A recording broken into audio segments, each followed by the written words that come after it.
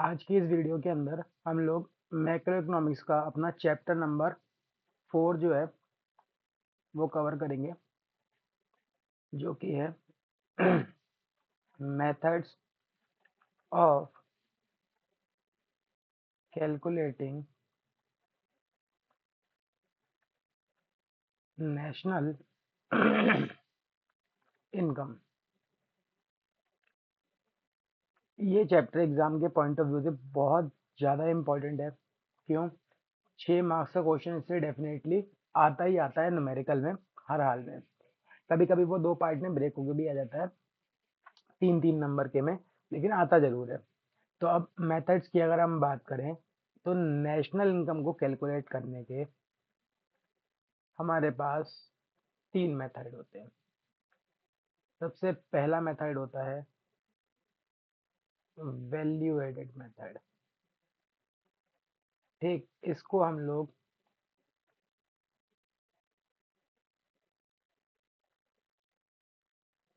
Production method के नाम से भी जानते हैं।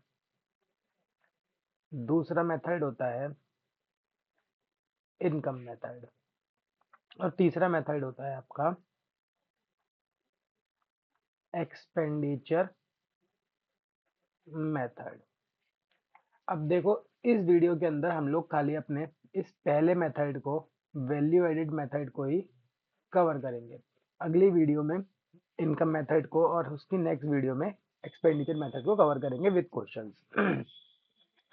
अगर बात की जाए वैल्यू एडेड मेथड की, तो देखो वैल्यू एडेड मेथड में क्या होता है, जब वैल्यू एडेड मेथड का हम यूज करते हैं तो हमारा जो आंसर निकल के आता है वो आता है GVAMP। इसी तरीके से जब इनकम मेथड को हम यूज करते हैं तो हमारा जो आंसर निकल के आता है वो आता है NDPFC। सेम पैटर्न पे अगर एक्सपेंडिचर मेथड को हम यूज करते हैं तो हमारा आंसर निकल के आता है GDPMP। अब कहने को तो ये तीनों मेथड नेशनल इनकम को कैलकुलेट करने के होते हैं, लेकिन इन तीनों ही मेथड का आंसर आपको डायरेक्टली नेशनल इनकम तक लेके कभी नहीं जाएगा। नेशनल इनकम तक पहुंचने के लिए हमें कुछ टूल्स का इस्तेमाल करना पड़ता है। क्यों? क्योंकि अगर हम बात करें नेशनल इनकम को, इकोनॉमिक्स में हम NNPFC के नाम से जानते हैं। इनकी फुल फॉर्म वगैरह क्या है ये सब आगे जाके हम लोग अभी डिस्कस कर लेंगे, उसकी टेंशन नहीं लेंगे। जीडीपी का नाम आप लोगों ने सुन भी रखा होगा। तो ये वही मेथड्स होते हैं जो जीडीपी कैलकुलेट करने के काम आते हैं। GVAMP को आप एक तरीके से जीडीपी भी कह सकते हो, लैक ऑफ इंफॉर्मेशन की वजह से क्वेश्चन के अंदर। अब अब तो हम नेशनल इनकम तक कैसे पहुंचेंगे? तो देखो, नेशनल इनकम तक पहुंचने के लिए हमें क्या करना पड़ेगा, इन तीनों मेथड्स के फॉर्मूलों को अप्लाई करने के बाद हमें NNPFC नेशनल इनकम तक पहुंचने के लिए कन्वर्जन टूल्स का इस्तेमाल करना पड़ेगा। ठीक, ये हमारे 3 कन्वर्जन टूल्स होते हैं जिनको हम लोग यूज करते हैं और बहुत ही ज्यादा इजी होते हैं, इसमें कुछ भी कठिन ऐसा नहीं है। तो अब देख लेते हैं कि हमारे कौन कौन से कन्वर्जन टूल्स होते हैं।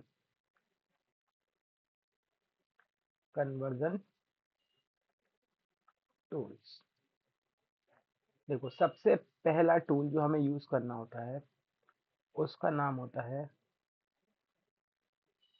डेप्रिसिएशन। डेप्रिसिएशन हम पहले भी पढ़ चुके हैं, पिछली वीडियो में भी हमने कवर किया है, 11th क्लास में भी आपने पढ़ा होगा जो कॉमर्स बैकग्राउंड के बच्चे होंगे, कि डेप्रिसिएशन का मतलब होता है fall in the value of fixed assets. मतलब एसेट्स की वैल्यू में अगर कोई हमारी कमी आ जाती है यूज करने की वजह से, उनकी टेक्नोलॉजी पुरानी जाने की वजह से, एक्सीडेंटल डैमेजेस की वजह से, तो वो हमारा डेप्रिसिएशन कंसिडर किया जाता है। अब इसे यूज कैसे करना है? तो डेप्रिसिएशन को यूज करने के लिए हमें ध्यान रखना है कि डेप्रिसिएशन का इस्तेमाल किया जाता है ग्रॉस को नेट में चेंज करने के लिए। ठीक, अभी लिख लो क्या होता है, कैसे होता है, वो सब समझ में आ जाएगा आगे। तो ग्रॉस को अगर हमें नेट में चेंज करना होता है तो हम डेप्रिसिएशन माइनस कर देते हैं। सेम इसी तरीके से अगर हमें नेट को ग्रॉस में चेंज करना होता है तो हम लोग क्या करते हैं, डेप्रिसिएशन को प्लस कर देते हैं। ठीक, तो ये है हमारा पहला टूल। दूसरे की तरफ बढ़ते हैं। दूसरा जो हमारा टूल होता है वो होता है net factor income from abroad. ये क्या होता है, इसको हम थोड़ा डिस्कस कर लेते हैं। इसको शॉर्ट में NFIA लिखा जाता है। अब इसका फॉर्मूला होता है निकालने का, NFIA is equal to FIFA minus FITA। अब इसमें NFIA तो तुम्हें पता ही है क्या होता है। फीफा होता है फैक्टर इनकम फ्रॉम एब्रॉड और फीटा होता है फैक्टर इनकम टू एब्रॉड।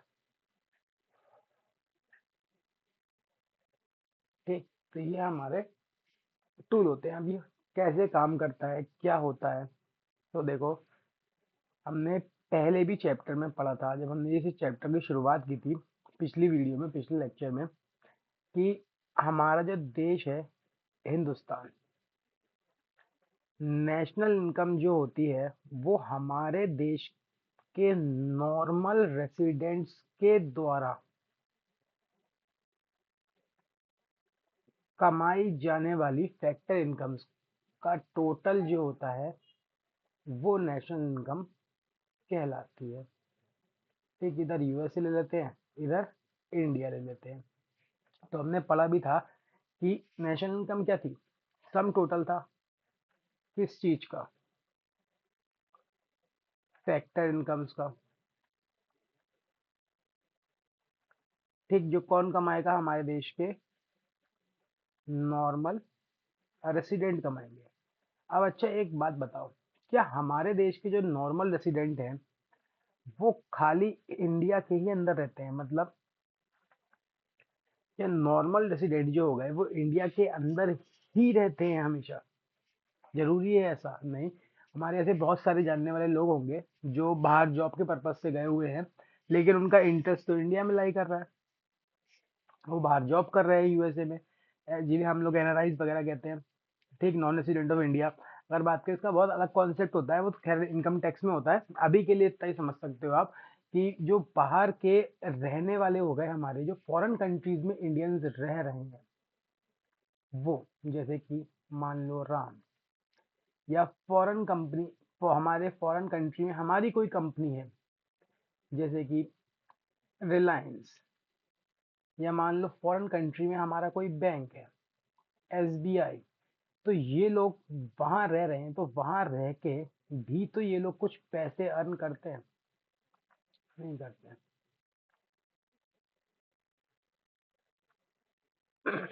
ठीक, जब इनके थ्रू थ्रू अर्न करा गया ये पैसा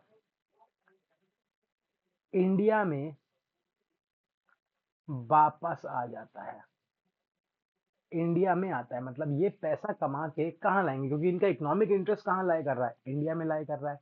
अगर इनके इकोनॉमिक इंटरेस्ट की बात की जाए, इनका जो इकोनॉमिक इंटरेस्ट है वो कहाँ लाए कर रहा है, इंडिया के अंदर लाए कर रहा है। ठीक, तो ये अपनी इनकम कहाँ लेके आएंगे, इंडिया में लेके आएंगे। जब ये अपना कमाया हुआ पैसा इंडिया में लेके आते हैं तो इस पैसे को हम कहते हैं फैक्टर इनकम फ्रॉम एब्रॉड। अब सेम कॉन्सेप्ट यहाँ लगाओ, हमारे देश में भी तो कुछ ऐसे लोग रह रहे होंगे कुछ फॉरेन कंपनीज हैं जिनका इकोनॉमिक इंटरेस्ट हमारे देश में लाई नहीं करता होगा। जैसे बहुत सारे प्लेयर्स हमारे देश में आते हैं। अभी अगर बात करो वर्ल्ड कप के मैचेस चल रहे थे तो उसमें बहुत सारे प्लेयर्स हमारे आए हुए थे इंडिया में। ठीक है, कोई फॉरेन प्लेयर है, वो यहाँ पे है, या फॉरेन कंपनी है, मैकडोनल्ड्स ले लो, या फिर कोई फॉरेन का और बैंक मान लो HSBC बैंक ले लो। ठीक, ये अगर यहाँ पे हैं तो ये यहाँ पे भी तो ये क्या कर रहे हैं, पैसे ही तो अर्न करने आए, ऑब्वियस सी बात है। अब ये जो पैसे अर्न करेंगे ये इसका क्या करेंगे, ये इन पैसों को क्या करेंगे, उठाएंगे और अपने देश ले जाएंगे। ले जाएंगे नहीं ले जाएंगे? तो ये पैसा जो ये अपने देश ले गए हमारे देश से, इसे कहते हैं फैक्टर इनकम टू अब्रॉड। ठीक, देखो पहले यहाँ तक क्लियर होना बहुत जरूरी है। यहाँ तक क्लियर हो गया? ठीक, अगर क्लियर हो गया तो आगे बढ़ना बनना एक बार रिव्यू करके देख लेना बैक करके। तो अब आगे की बात कर लेते हैं। 2 मिनट को हम अज्यूम कर लेते हैं इनने जो जो रुपए कमाए। सपोज कर लो राम ने फॉरेन कंट्री में 20 रुपए कमाए, रिलायंस कंपनी ने फॉरेन कंट्री में 5 रुपए कमाए, और SBI बैंक ने फॉरेन कंट्री में 35 रुपए कमाए। तो मैं अब तुमसे ये पूछ रहा हूँ, मुझे ये बता दो कि हमारे पास फैक्टर इनकम फ्रॉम अब्रॉड मतलब ये लोग ये सारे पैसे यहाँ ले आएंगे, ये 20 ले आएगा, ये 5 ले आएगा, और ये 35 ले आएगा। तो factor income from abroad foreign से कितना पैसा आया हमारे पास? अगर बात करें तो हमारे पास फॉरेन से कितना पैसा आया, 20 + 5 + 35 = 60। अब ये डॉलर में कह सकते हो आप। अब सिमिलरली यहाँ पे देखते हैं ये लोग यहाँ से पैसे लेके गए। सपोज कर लेते हैं मैकडोनल्ड्स वाला यहाँ से 10 रुपए ले गया, ये इंसान यहाँ से 18 रुपए ले गया, और ये इंसान यहाँ से 22 रुपए ले गया। टोटल अब मैं ये कह रहा हूँ कि मुझे ये बता दो कि ये लोग टोटल हमारे यहाँ से कितना पैसा लेके गए। तो 10 + 18 + 22, अगर इसे जोड़े तो 40 और 10 50। अब मैं तुमसे ये कह रहा हूँ कि ये चीज क्लियर हो गई, मतलब हमारे देश में 60 रुपए फॉरेन कंट्री से आए और 50 रुपए हमारे देश से फॉरेन कंट्री से चले गए। अब मैं तुमसे ये कह रहा हूँ, मुझे ये बता दो नेट कितना पैसा हमारे कंट्री में आया या गया। तो कहो सर इसमें तो बहुत सिंपल है निकालना। 60 रुपए आए, इसमें से 50 चले गए, यानी कि 10 रुपए हमारे पास नेट आए। तो यही 10 रुपए जो है ये क्या है, आपका net factor income from abroad है।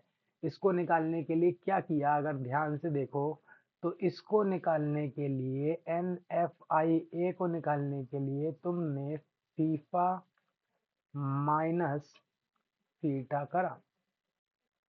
ठीक, तो इसी चीज को हम कहते हैं net factor income from abroad. ये चीज क्लियर हो गई। अब ये काम कैसे करता है तो इसको भी सीखना बहुत जरूरी है। ये हमारे किस काम का भाई, हमने समझ तो लिया। तो ये हमारे काम आता है डोमेस्टिक को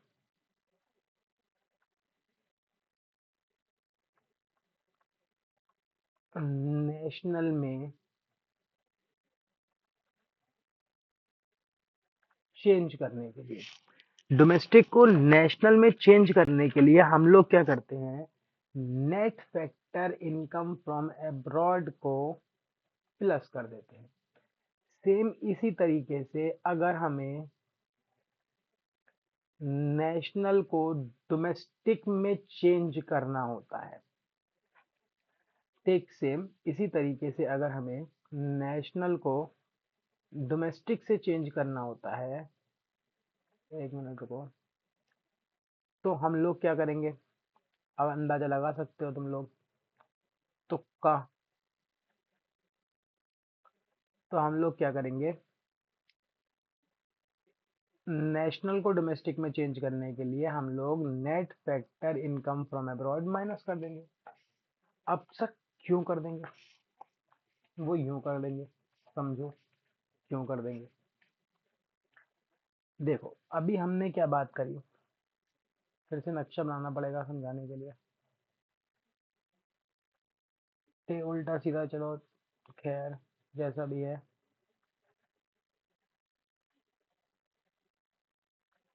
अभी हमने बात करी factor income, net factor income to abroad क्या हो गई, वो डिफरेंस हो गया किसका, जो पैसा फॉरेन कंट्री से हमारे पास आया और हमारे देश में जो फॉरेनर्स रह रहे हैं वो यहाँ से ले गए। मतलब फॉरेनर, हमारे देश के लोग जो फॉरेन से कमा के लाए और जो हमारे देश से लोग फॉरेन में ले गए, वही तो net factor income from abroad था। अब अगर तुम्हें याद हो, जब हमने डोमेस्टिक टेरिटरी का कॉन्सेप्ट पढ़ा था, तो हमने कुछ बात करी थी। क्या बात करी थी? तो हमने कहा था कि हमारे देश में जो लोग रहते हैं, जैसे कि एसबीआई, ठीक है, या रिलायंस, या रमन, ठीक, इनके थ्रू जो भी पैसा ये कमाएंगे, अगर उस पैसे को हमारी डोमेस्टिक टेरिटरी के अंदर जो ये कमा रहे हैं हम प्लस कर ले, तो हमारा क्या निकल के आएगा। जैसे कि मान लो इसने 10, इसने 15, इसने 35, तो ये कितने हो गए 50, 10, 15, 35, 50। तो ये 50 क्या आ गया, आपकी डोमेस्टिक इनकम निकल के आ गई। ठीक, ये तो हमारे देश की बाउंड्री के अंदर कमाया, डोमेस्टिक टेरिटरी के अंदर, इसीलिए ये डोमेस्टिक इनकम है। चाहे वो डोमेस्टिक टेरिटरी हमारी कोई सी भी हो, हमने 5 चीजें पढ़ी थी, उनमें से भी हो सकता है टेरिटोरियल वाटर्स में, हमारे oil and natural gas rigs में, एयरक्राफ्ट्स में, हमारे जो हो गए हमारी इंडियन एम्बेसीज में, आर्मी के कैंप्स हो गए, जो भी हमने पढ़ी थी उसमें जहां पे भी कमा रहे हैं वो डोमेस्टिक इनकम का पार्ट है। अब फॉरेन से भी कुछ पैसा आया, कुछ पैसा गया, उसका तुमने नेट निकाल लिया, net factor income from abroad कितना निकाला था ऊपर, अभी देख लेते हैं, 10। ठीक, अब हमें क्या करना है, अगर हमें नेशनल इनकम चाहिए तो हम क्या करेंगे, इस डोमेस्टिक इनकम में, ठीक है, आगे भी हम दोबारा देखेंगे सीखने के लिए, प्लस कर देंगे क्या, net factor income from abroad. 50 plus 10 is equal to 60, तो हमारी 60 क्या हो जाएगी, नेशनल इनकम हो जाएगी। तो ये इसलिए काम में आता है। खुद सोचो ना, नॉर्मल सी सोचने वाली बात है कि ये तो डोमेस्टिक इनकम है, डोमेस्टिक टेरिटरी से कमाई हुई इनकम है। अब हमारे नॉर्मल रेसिडेंट बाहर भी तो रह रहे हैं यहाँ पे, इनका कमाया हुआ पैसा भी तो हम ऐड करेंगे, ये भी तो फैक्टर इनकम ही है। ये जब ऐड करेंगे तो ये इनकम जो निकल के आएगी 60 रुपए, फिर इसे क्या कहेंगे? अगर इस डोमेस्टिक इनकम को हम नेशनल इनकम कह देंगे तो फिर इसे क्या कहेंगे? तो ये नेशन की बाउंड्रीज के पार जाके कमा के हमारे जो देश के लोग लेके आ रहे हैं नेट फैक्टर इनकम अब्रॉड, उसे भी हम डोमेस्टिक में जोड़ देंगे, तब हमारी बन जाएगी क्या, net factor income from abroad. अब तीसरा और आखिरी टूल जो हमें पढ़ना होता है वो है हमारा net indirect tax. Net indirect tax को निकालने का फॉर्मूला होता है indirect tax minus subsidy. Subsidy क्या होती है? सरकार के द्वारा दी जाने वाली ग्रांट्स होती हैं। इनकम टैक्स क्या होता है? सरकार के द्वारा लगाया जाने वाला टैक्स होता है जो हमारे कंजप्शन के ऊपर लगाया जाता है, जो हमारी इनकम को कंजप्शन के थ्रू इफेक्ट करता है। ठीक, जैसे इनडायरेक्ट टैक्स में बहुत सारे टैक्स आ गए, एक्साइज ड्यूटी हो गया, जीएसटी वगैरह हो गया, तो हमारे इनडायरेक्ट टैक्सेस होते हैं। तो अब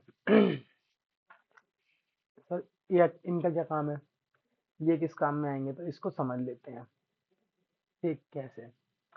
2 मिनट के लिए हमें ये अज्यूम करना है कि हमारी फैक्ट्री है, हम फैक्ट्री में कोई भी प्रोडक्ट, जो गुड्स हैं, कोई भी प्रोडक्ट मैन्युफैक्चर करते हैं। मान लो पंखा मैन्युफैक्चर करते हैं,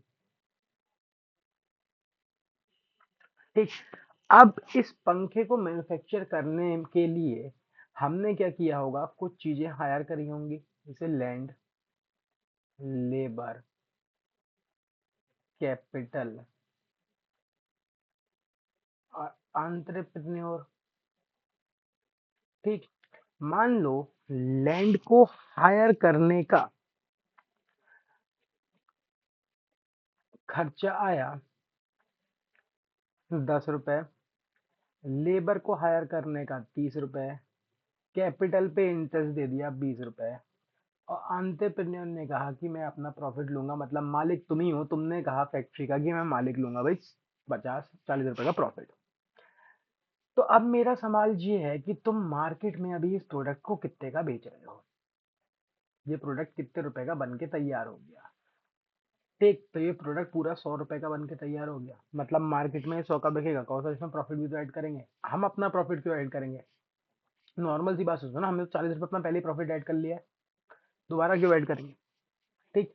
तो अब ये 100 रुपए हो गया, अब तुमने गुड्स प्रोड्यूस करे, अब तुमने जब गुड्स प्रोड्यूस करे तो सरकार का यहाँ पे एक रोल होता है, सरकार आती है और सरकार कहती है भाई तुमने तो गुड्स प्रोड्यूस के लिए पंखा बनाया, तुम कहते हो हाँ भाई बनाया, बहुत खुशी की बात है, सरकार कहती है भाई तुमने पंखा तो बनाया, वो तो सही है, अब इस पंखे को बनाने का प्रोडक्शन के ऊपर एक टैक्स लगता है, वो टैक्स पे करो। तुमने कहा कौन सा टैक्स, सरकार ने कहा एक्साइज ड्यूटी, तुमने कहा कितने रुपए, सरकार ने कहा 20 रुपए, तो सरकार तुमसे ये 20 रुपए लेके घर चली गई, खुशी खुशी। अब तुम्हें तो प्रोडक्ट बेचने से पहले ही 20 रुपए का नुकसान हो गया, अब मेरा सवाल ये है कि मार्केट में तुम इस प्रोडक्ट को कितने का बेचोगे, तो मार्केट में अगर हम बात करें, समझदार व्यक्ति क्या करेगा, जब सरकार 20 रुपए का टैक्स ले गई तो उस टैक्स को इसमें प्लस कर देगा और कहेगा मार्केट में ये प्रोडक्ट आज थे 120 का, मतलब इसका मार्केट प्राइस क्या हो गया, 120 हो गया, और ये 100 रुपए किसकी कॉस्ट थी, फैक्टर्स ऑफ प्रोडक्शन की कॉस्ट थी ना, तो इसे हम लोग कहते हैं फैक्टर कॉस्ट। तो टैक्स लगने से देखो जो कॉस्ट होती है प्रोडक्ट की वो बढ़ जाती है, प्रोडक्ट का प्राइस बढ़ जाता है। अब दूसरा समझते हैं, फैक्ट्री लेते हैं फिर से, लैंड, लेबर, कैपिटल और एंटरप्रेन्योर, ठीक। फिर से वही सिचुएशन, 10, 30, 20 और 40, 100 रुपए, ठीक। अब सर इस बार तुमने क्या बनाया, इस बार हमने एक दवाई बनाई, मेडिसिन बनाई। अब तुमने मेडिसिन बनाई भाई, समाज कल्याण में काम आएगी, सरकार ने कहा भाई बहुत खुशी की बात है आपने मेडिसिन बनाई, तुमने मेडिसिन बनाई, तुम समाज का भला कर रहे हो, इस भले के लिए मैं तुम्हें जो हूँ क्या करना चाहूंगा, सब्सिडी देना चाहूंगा।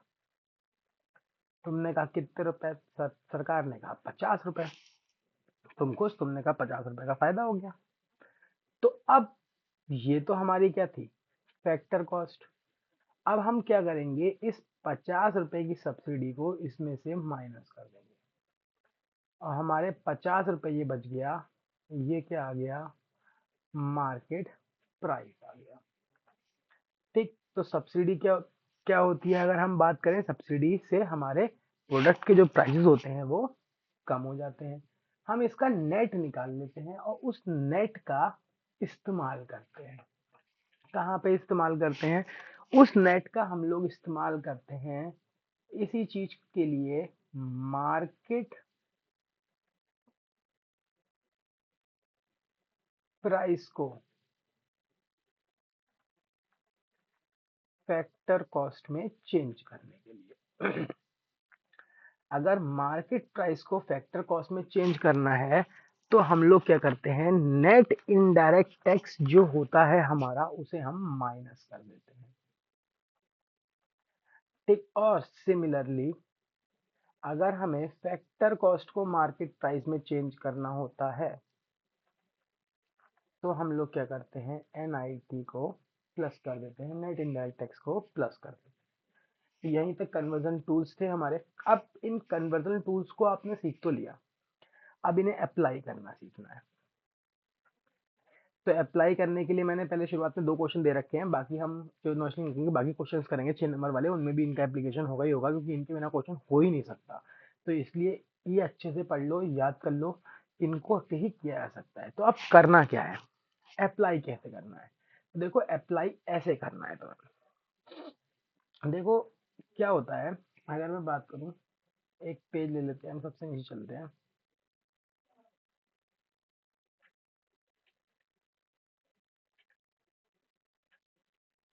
चलो इस पे काम हो जाएगा।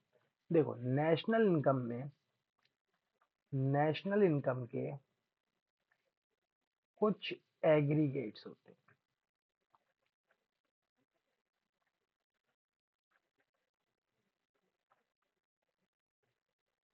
ठीक। तुम्हें ये तो पता ही है कि नेशनल इनकम को एनएनपी एफसी कहते हैं।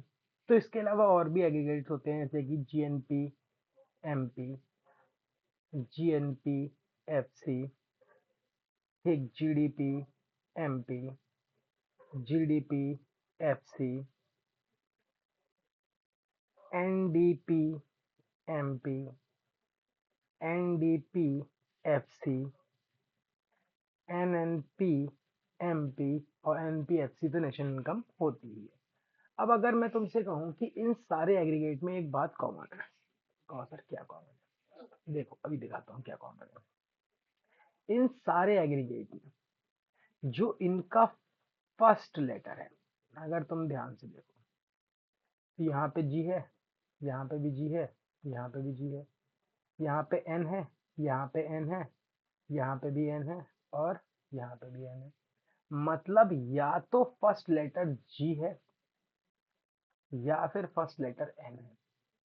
जी जो है वो रिप्रेजेंट करता है, हमेशा ध्यान रखना, फर्स्ट पे है तो ग्रॉस को रिप्रेजेंट करेगा, और एन अगर फर्स्ट लेटर पे है तो वो नेट को रिप्रेजेंट करेगा। अब दूसरा देखो, अगर तुम ध्यान दो तो दूसरा लेटर एन है, एन है, यहाँ पे भी एन है, सॉरी एन पी लेना है पूरा, दूसरा लेटर एन पी है, यहाँ पे भी एन पी है, यहाँ पे भी एन पी है, यहाँ पे भी डीपी है, यहाँ पे डीपी है, यहाँ पे डीपी है, यहाँ पे डीपी है, यहाँ पे एनपी है। मतलब या तो दूसरा लेटर जो है वो डीपी है या फिर एनपी है। डीपी का मतलब होता है डोमेस्टिक प्रोडक्ट, और एनपी का मतलब होता है नेशनल प्रोडक्ट। तो देखो सेकंड लेटर यही है। अब थर्ड की तरफ चलते हैं। थर्ड देखो, या तो एमपी है या एफसी है, ये एमपी है, ये एफसी है, ये एमपी है, ये एफसी है, ठीक। तो यानी कि थर्ड लेटर जो होगा वो या तो एमपी होगा या फिर एफसी होगा। एमपी का मतलब होता है मार्केट प्राइस, और एफसी का मतलब होता है फैक्टर कॉस्ट। थर्ड लेटर हमेशा ये होगा। तो अब इस तरीके से आप किसी भी एग्रीगेट को पढ़ सकते हो, किसी की भी मतलब फॉर्म, फुल फॉर्म लिख सकते हो, जैसे कि जीएनपी एमपी। तो जी का मतलब ग्रॉस, एनपी का मतलब नेशनल प्रोडक्ट, और एमपी का मतलब मार्केट प्राइस। तो इसकी फुल फॉर्म हो गई पूरी, gross national product at market price. इसी तरीके से नेशनल इनकम को भी लिख सकते हो, एन से नेट, एनपी से national product at factor cost, ठीक। तो इस तरीके से पहले तो एग्रीगेट्स को पढ़ना आना चाहिए। अब देखो करना क्या है तुम्हें, अब तुम्हें करना क्या है, अप्लाई कर समय कुछ बातों का ध्यान रखना है। जैसे क्या, सबसे पहली बात जो ध्यान रखनी है, 3 रूल्स तो ध्यान रखने हैं, इसके अलावा एक बात और ध्यान रखनी है। पहली बात क्या ध्यान रखनी है कि जो किसी भी एग्रीगेट को निकालने के लिए हमें एक और एग्रीगेट चाहिए होता है। जैसे फॉर एग्जांपल हमने अभी ऊपर दोबारा दिखा दूंगा, ऊपर जाएंगे हम लोग, कि हमने बात भी की थी कि एनएनपीएफसी को निकालने के लिए हम 3 मेथड का इस्तेमाल करते हैं। उन तीनों मेथड के आंसर हमारे अलग अलग आते हैं। जैसे एक का जीडीपी एमपी आता है, दूसरे का हमारा एनडीपीएफसी आता है, और कौन सा तीसरे का जीवीएमपी आता है, जो आपने यहाँ पे नहीं लिखा। तो जीवीए में जी तो ग्रॉस ही है, और वी मतलब हो गया वैल्यू एडेड, क्योंकि ये उसी मेथड से आता है, वैल्यू एडेड मेथड से, इसलिए जीवीएमपी कहते हैं। ठीक, तो जीवीए की हो गया, अगर हम बात करें gross value added market price हो गया, इसकी आता है। तो इसको भी निकालने के लिए मैंने पहले बताया कि इसको भी हम क्या लिख सकते हैं, जीडीपी लिख सकते हैं। अभी बता दूंगा कि कैसे लिख सकते हैं। तो इसको भी इस तक पहुंचने के लिए हमें क्या करना पड़ेगा, कन्वर्जन टूल्स को अप्लाई करना पड़ेगा। मतलब एक एग्रीगेट को निकालने के लिए दूसरे एग्रीगेट की जरूरत होती है। अब याद क्या रखना है, याद हमेशा लिखना है, रखना है आपको, कि आप क्या करोगे, जो मिसिंग एग्रीगेट होगा, ठीक, क्या, जो मिसिंग एग्रीगेट होगा, मतलब क्वेश्चन में जो आपसे निकालने को कहा गया होगा, उसे हमेशा आप लिखोगे कहाँ पे, राइट ऑन आरएचएस, अपने राइट हैंड साइड पे। आरएचएस क्या होती है आपको औसत, जी भी बता दो। तो आरएचएस बेटा मतलब इजिकल टू का साइन लगा लो। अब इजिकल टू मतलब समझ लो तुम्हारी शरीर है, ये बीच में बैठे हो, इसके दोनों तरफ तुम्हारे हाथ होंगे, अगर ये तुम्हारी बॉडी है तो, ठीक। तो तुम्हारे इधर वाला हाथ और एक इधर वाला हाथ, तो इधर वाला हाथ जो हो गया वो एलएचएस हो गया, और इधर वाला हाथ आरएचएस हो गया। चलो अच्छा हुआ तुमने बता दिया, हम गड़बड़ कर रहे थे। आरएचएस नहीं है, जो निकालना है उसे हमेशा आप एलएचएस की साइड पे अपने लिखोगे। उसके बाद दूसरा, फिर आप जितने जो एग्रीगेट आपको निकालना हो उसे ब्रेक कर लोगे, ठीक, 3 पार्ट्स में, जो हमने ऊपर पढ़े, इन तीनों पार्टों में, फर्स्ट सेकंड और थर्ड में, ठीक। फिर तीसरा काम आप क्या करोगे, आप जो एग्रीगेट निकालना है, जो गिवन एग्रीगेट होगा, जो मतलब आपको पहले से दे रखा होगा, एक तो निकालना होगा वो तो लिख चुके हैं एलएचएस पे, जो गिवन होगा उसे आप लिखोगे आरएचएस पे, और फिर आप क्या करोगे, अप्लाई करोगे कन्वर्जन टूल्स को, ठीक। तो अब इसी को देखते हुए हम लोग चलते हैं ऊपर, अप्लाई करेंगे। ये रहा, इससे कोई फर्क नहीं है। क्या, एनडीपीएफसी निकालना है।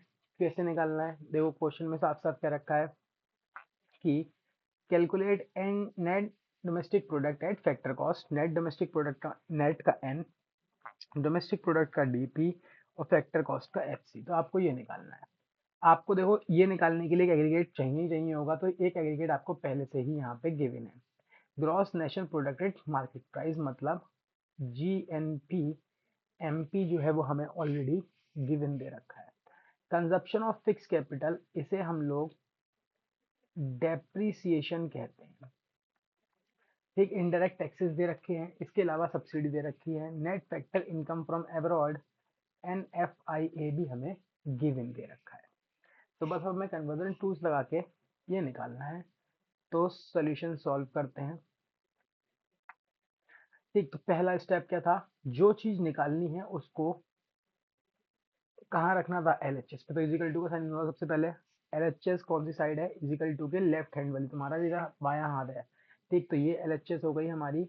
एनडीपी एफसी निकालना है, गिवन क्या है आपको वो यहाँ लिख लो, जीएनपी एमपी हमें गिवन है, ठीक। अब क्या करना है, हमें ब्रेक करना है इसको 3 पार्ट में। तो एन जी, ठीक, डीपी एनपी, और तीसरा एमपी एफसी। अब क्या करेंगे, अब हमें क्या करना है, कन्वर्जन टूल्स अप्लाई करने हैं। जी को एन में कन्वर्ट करना है, मतलब ग्रॉस को नेट में कन्वर्ट करना है। तो ग्रॉस को नेट में कन्वर्ट करने के लिए हम ऊपर पढ़ के आए, डेप्रीसिएशन माइनस हो जाएगा। ठीक। दूसरा, नेशनल प्रोडक्ट को डोमेस्टिक प्रोडक्ट में कन्वर्ट करना है। तो डोमेस्टिक को नेशनल में कन्वर्ट करने के लिए NFIA प्लस होता था, यहाँ पे NFIA आप माइनस कर दोगे। तीसरा, मार्केट प्राइस। मार्केट प्राइस को फैक्टर कॉस्ट में चेंज करना है। मार्केट प्राइस को फैक्टर कॉस्ट में चेंज करने के लिए हम लोग क्या करेंगे, नेट इनडायरेक्ट टैक्स जो है हमारा, हम उसे माइनस कर देंगे। तो तीनों माइनस हो रहे हैं। अब क्या करना है, अब कुछ नहीं करना है बेटा, अब बस सॉल्व हो गया। लिखो 7,8,300 माइनस डेप्रीसिएशन कितना था, 4,500, minus net factor income from abroad 1620, minus indirect tax. अब ये कैसे लिखना है ये देख लेना। इसका फॉर्मूला होता है IT माइनस सब्सिडी। तो इनडायरेक्ट टैक्स कितना, 9,300 माइनस सब्सिडी 1,200। तो स्टेप बाय स्टेप सॉल्व करेंगे आराम आराम से, कोई जल्दी नहीं है। ठीक। 78,300 माइनस 4,500 माइनस 1,620। पहले इसी को निपट लेते हैं। 9,300 में से 200 गया, बचा कितना, 9,100। उसमें से गया तो बचा 8,100। अब ये ब्रैकेट खुलेगा तो ये आ जाएगा, ये माइनस का हो जाएगा। अब आप इसे पूरा सॉल्व कर सकते हो, ये आसानी से सॉल्व हो जाएगा। अब इसमें हमें करना क्या है, अब इसमें बस 7,8,300 में से पहले माइनस कर दो 4,500, फिर माइनस कर दो 1,620, फिर माइनस कर दो 8,100। तो बच गया 64,080। ये आपका आंसर हो गया, सिंपल। ठीक। अगला क्वेश्चन,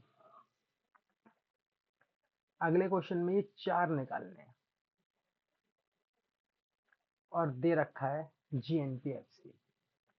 सबसे पहला GNPFC तो दे रखा है, गड़बड़ कर दी। क्या करना है, सबसे पहला स्टेप है जो निकालना है वो लिखना है।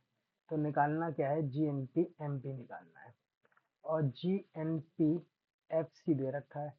तो पहला पहला same, NP MP same. FC को, फैक्टर कॉस्ट को मार्केट प्राइस में चेंज करना है। फैक्टर कॉस्ट को मार्केट प्राइस में चेंज करने के लिए नेट इनडायरेक्ट टैक्स को प्लस कर दो। तो GNPFC 1,13,882 plus net indirect tax 6,744 minus 2,839। 6,744 minus 2,8, तो ये आ जाएगा 3,905 प्लस 1,13,882। इसमें प्लस कर दो 1,13,800। यस। तो 1,17,787। ठीक। बी, बी में क्या निकालना है, NNP MP निकालना है।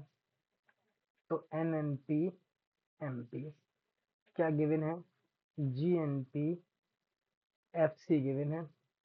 तो भाई इसमें कन्वर्जन टूल्स लगेंगे, ग्रॉस को नेट में कन्वर्ट करना पड़ेगा, G को N में, तो माइनस डेप शॉर्ट में लिखता हूँ, NP MP सेम है, छोड़ देते हैं। उसके बाद FC को MP में कन्वर्ट करना है, फिर वही कहानी, प्लस NIT।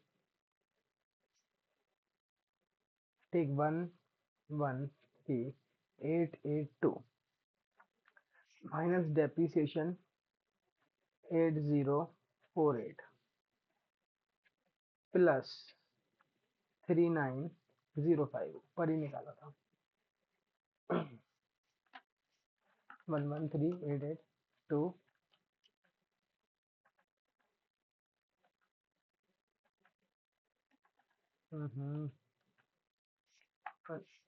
Minus 8048 plus 3905, 1,09,739। ठीक, ये हो गया। चलो सी। सी में क्या निकालना है? एनडीपी एमपी निकालना है। दे रखा है जीएनपी एफसी दे रखा है। तो ग्रॉस को नेट में चेंज करेंगे, माइनस डेप। नेशनल प्रोडक्ट को डोमेस्टिक प्रोडक्ट में चेंज करेंगे, minus N F I A. Factor cost को मार्केट प्राइस में चेंज करेंगे, प्लस एन आई टी। तो ये 1,13,882 minus dep 8048 minus net factor income from abroad 298 plus 3905। 1,13,882 minus 8048 minus 298 plus 3905। तो 1,09,441। D.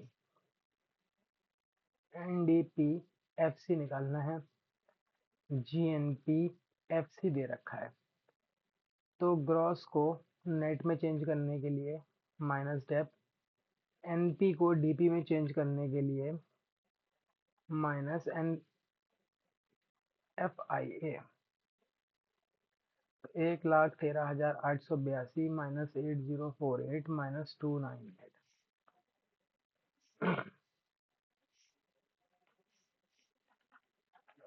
882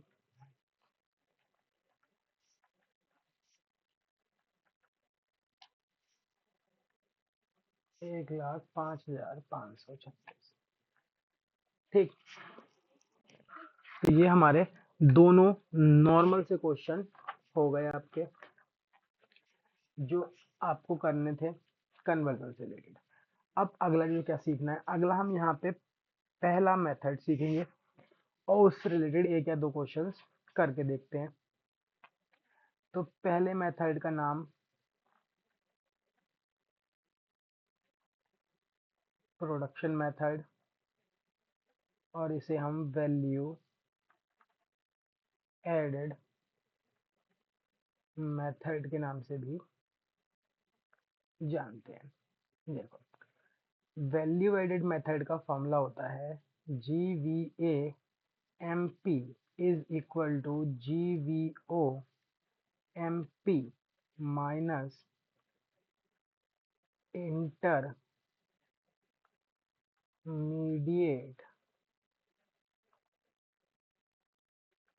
consumption. इसकी full form तो तुम्हें पता ही है, gross value added at market price. इसकी फुल फॉर्म होती है gross value of output at market price. Intermediate का कंजप्शन का मतलब होता है परचेज ऑफ रॉ मटेरियल या फिर इंटरमीडिएट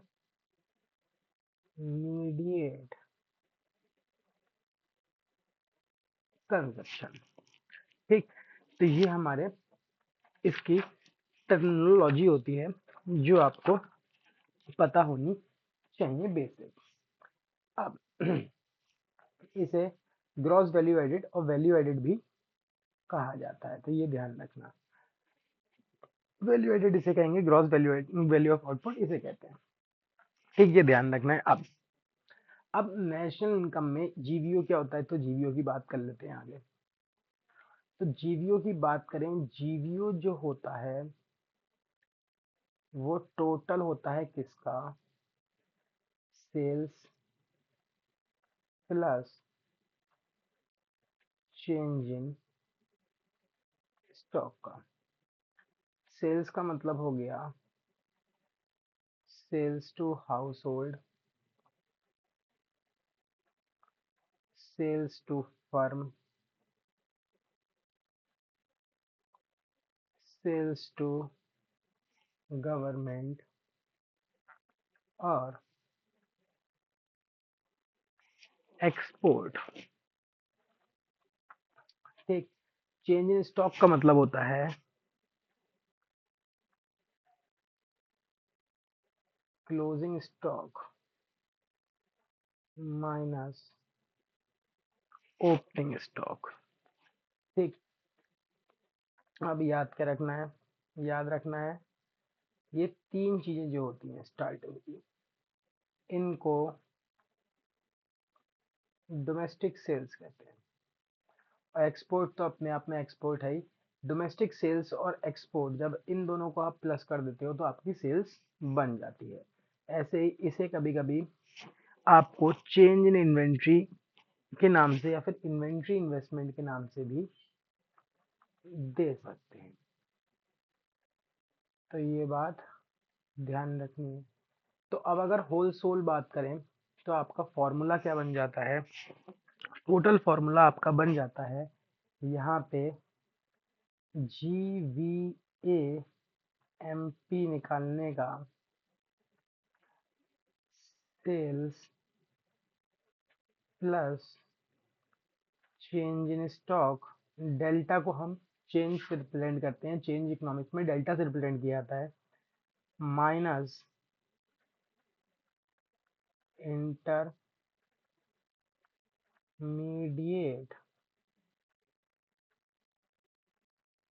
कंजप्शन।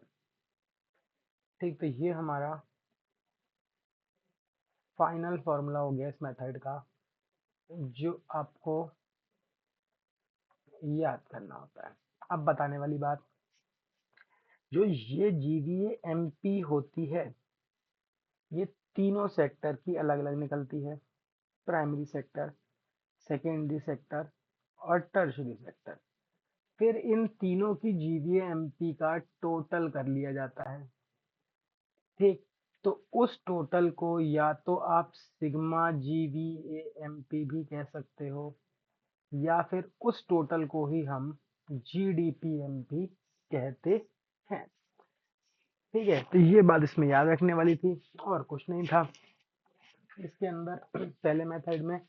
अब इस रिलेटेड क्वेश्चंस देख लेते हैं कि क्वेश्चंस क्या कह रहे हैं। तो पहला क्वेश्चन दे रखा है हमें,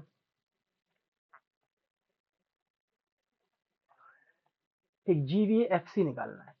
ठीक है, तो आउटपुट्स दे रखी हैं, प्राइस दे रखा है, depreciation, intermediate consumption, stock, closing stock, opening stock, excise duty, sale tax. अब कुछ बच्चे कंफ्यूज होंगे, फिर आपने पहले जो क्वेश्चन कराया था वो और इसमें कैसे हम पता करेंगे कि हमें मेथड लगाना है, ये वाला फॉर्मूला लगाना है या फिर कन्वर्जन टूल्स ही लगाने हैं। तो देखो दूसरा एग्रीगेट होना चाहिए, GVAFC के जैसा अगर दूसरा एग्रीगेट है तो आपको खाली कन्वर्जन टूल्स लगाने हैं। तो यहाँ पे GVAFC ऐसा कोई एग्रीगेट दिख रहा है? नहीं दिख रहा है। तो यहाँ पे हमें कोई कन्वर्जन टूल अभी नहीं लगाने, मतलब पहले आपको फॉर्मूला लगाना पड़ेगा। तो GVAFC तो डायरेक्ट नहीं निकाल सकता, हम लोग क्या निकाल लेते हैं, GVAMP निकाल लेते हैं। तो उसके लिए sales plus change in stock minus intermediate consumption. तो सेल्स, अब सेल्स कैसे निकलेगी, तो यहाँ पे सेल्स को निकालने का एक ट्रिकी तरीका दे रखा है, सेल क्वेश्चन में डायरेक्ट नहीं दे रखी है। उन्होंने आपको आउटपुट बता रखा है और प्राइस बता रखा है। अगर हम आउटपुट और प्राइस की मल्टीप्लाई कर दें तो हमारी सेल आ जाएगी, जो कि हो जाएगी कितनी, 30,000। मतलब 1030 की मल्टीप्लाई करने पे 30,000 आ गया। Change in stock, change in stock होता है क्या, क्लोजिंग माइनस ओपनिंग। तो चेंज इन स्टॉक यहाँ पे निकाल लेते हैं हम, closing minus opening. Closing stock है 3,000 और ओपनिंग स्टॉक है 2,000, तो 1,000 minus intermediate consumption. Intermediate purchase दे रखी हैं आपको डायरेक्टली चौथे नंबर पे, तो 1 2 3 4 12,000, तो वो आप यहाँ लिख लो। ठीक है, तो अब अगर हम बात करें तो 31,000 माइनस 12,000 आपका ये आ जाएगा, 30 में से 12 गया 18, 19,000। ठीक, तो ये आ गया GVA-MP। लेकिन हमसे तो क्वेश्चन में कहा है कि निकालो GVA-FC, हमने निकाला है GVA-MP। तो अब क्या करना पड़ेगा, अब हमें कन्वर्जन टूल्स लगाने पड़ेंगे। तो ग्रॉस ग्रॉस सेम है, वैल्यू एडेड सेम है, बचता है FC और MP। तो अब हमें क्या करना पड़ेगा, MP को FC में कन्वर्ट करना पड़ेगा। इसके लिए हम माइनस कर देंगे नेट इनडायरेक्ट टैक्स। अब माइनस करने के लिए हम क्या करें, हमने 19,000 निकाला था, उसमें से नेट इनडायरेक्ट टैक्स देखना है। नेट इनडायरेक्ट टैक्स में अगर मैं बात करूं तो यूनिट आउटपुट सोल्ड ये भी टैक्स नहीं, ये भी डेप्रिसिएशन भी टैक्स नहीं, इंटरमीडिएट भी नहीं, closing stock excise duty indirect tax है और ये भी इनडायरेक्ट टैक्स है। तो इन दोनों को प्लस कर लो, इन दोनों का प्लस हो जाएगा 6,000। तो हमारे इनडायरेक्ट टैक्सेस कितने हो जाएंगे, 6,000। तो हमारा GVFC निकल के कितना आ गया, 13,000। तो सिंपल था, कुछ कठिन नहीं था इसमें, बस सेल्स का ये वाला एक फॉर्मूला यहाँ पे आपने एक नया सीख लिया, खुशी की बात है। हाँ, एक चीज और, कभी सेल्स के अंदर आ, आपका प्रोडक्शन फॉर सेल्फ कंजप्शन भी आता है, ठीक, तो ये याद रखना। चलो अगले की तरफ बढ़ते हैं। अगला सॉल्यूशन, NVAFC दे रखा है, नहीं निकाल सकते डायरेक्ट, तो हम तो GVA-MP ही निकालेंगे, और कोई बड़ा एग्रीगेट भी नहीं है तो फॉर्मूला ही लगाना पड़ेगा, sales plus change in stock minus intermediate consumption. Sales दे रखी है 800 प्लस चेंज इन स्टॉक, तो ओपनिंग स्टॉक और क्लोजिंग स्टॉक 1 2 3 4 5 6, तो 1 2 3 4 5 6, ठीक। तो क्लोजिंग माइनस ओपनिंग होता है, 20 माइनस 50, तो बचा माइनस का 30। तो क्लोजिंग स्टॉक माइनस का 30 है, तो आप माइनस का 30 ऐसे लिखोगे। इंटरमीडिएट कंजप्शन, तो इंटरमीडिएट परचेज दे रखी है 500, परचेज ऑफ मशीन नहीं आएगा। Imports of raw material, cost of raw material भी तो इसमें आ गया, लेकिन इंपोर्ट्स इंटरमीडिएट परचेज डायरेक्ट दे रखी है। अगर हमसे क्या रखा होता कि हम domestic purchase of raw material, तो मैं मान लेता, ठीक, डायरेक्ट मान लेंगे हम 500, क्योंकि 500 तो बड़ी फिगर है और 60 अलग छोटी फिगर भी है, ठीक। तो ये आ जाएगा, अगर मैं बात करूं 770 माइनस 500 270। अब हमें निकालना क्या है, हमें निकालना था क्वेश्चन में NVAFC,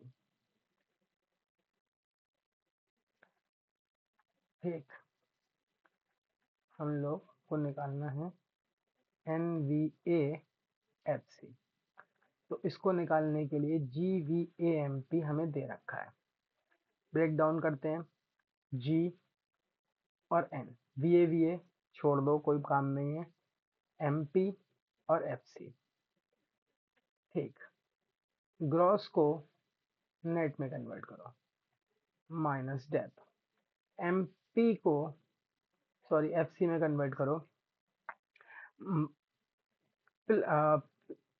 माइनस NIT, ठीक है। MP को FC में कन्वर्ट करने के लिए हम लोग क्या करेंगे, माइनस करेंगे NIT।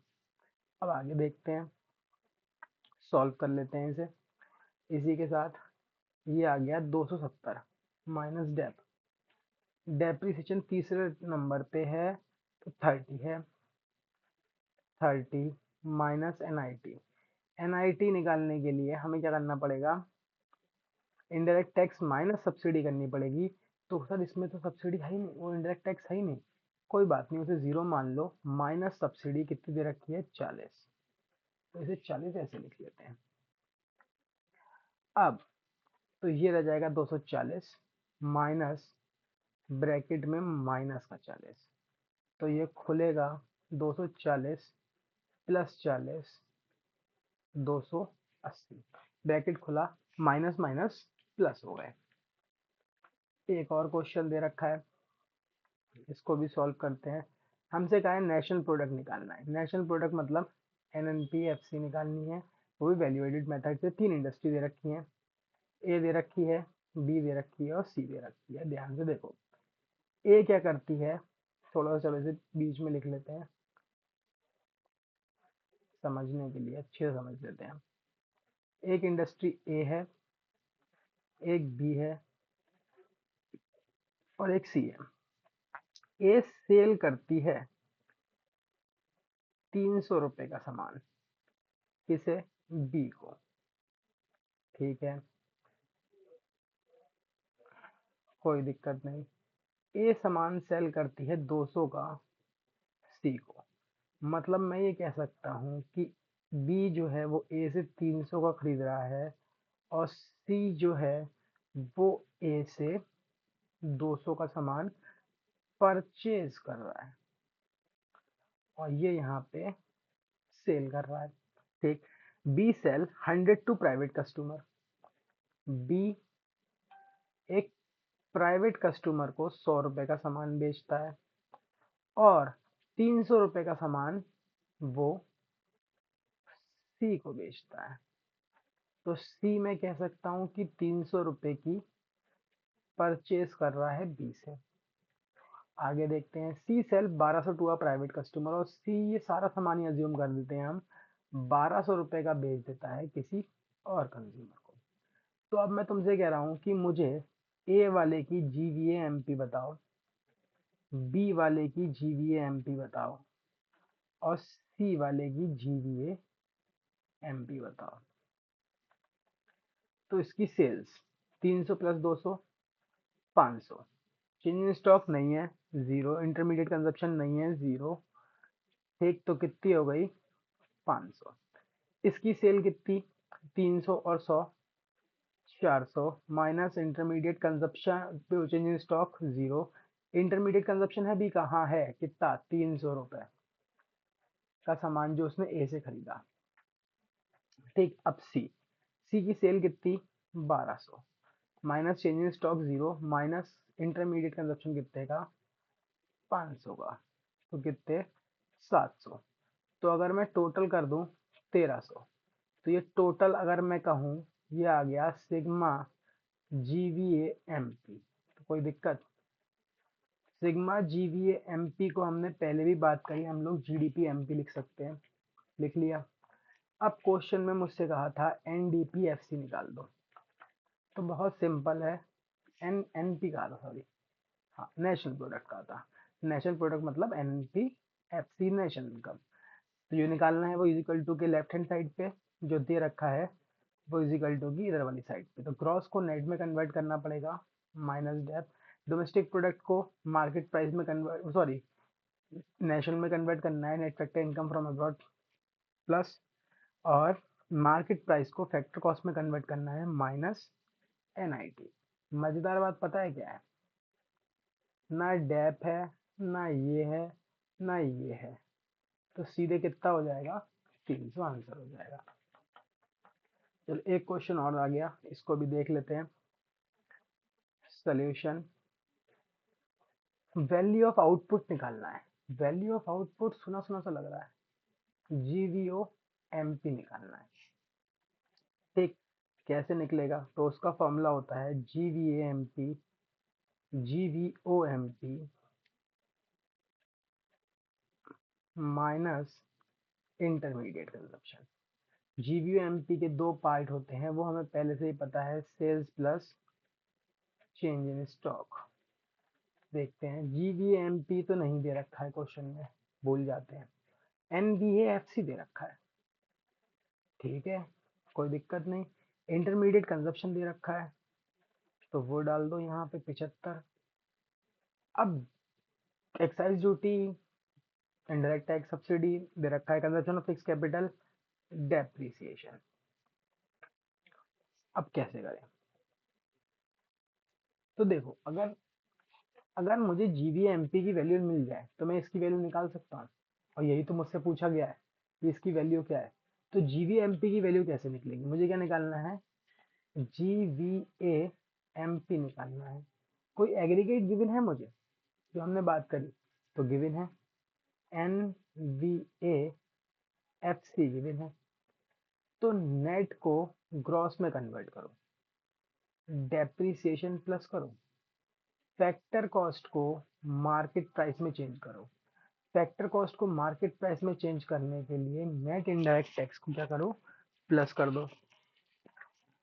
ठीक, अब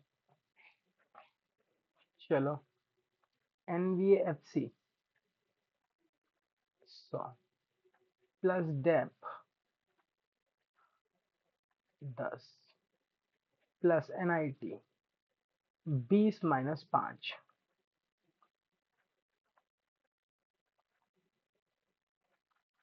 110 प्लस 15 125। तो ये कितना हो जाएगा 125।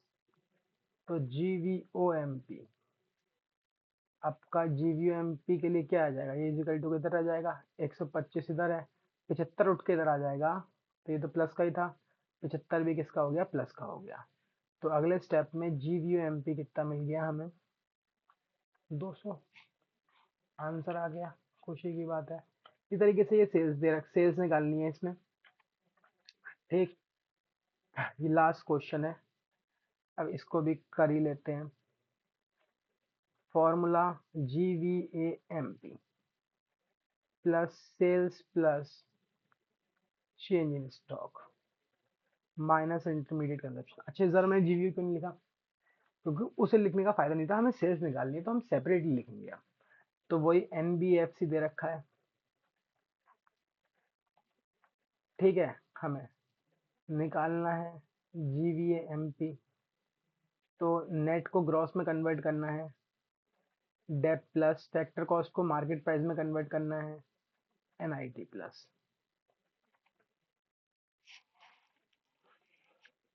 ठीक, NBFC 300 plus depreciation 30 plus indirect tax 20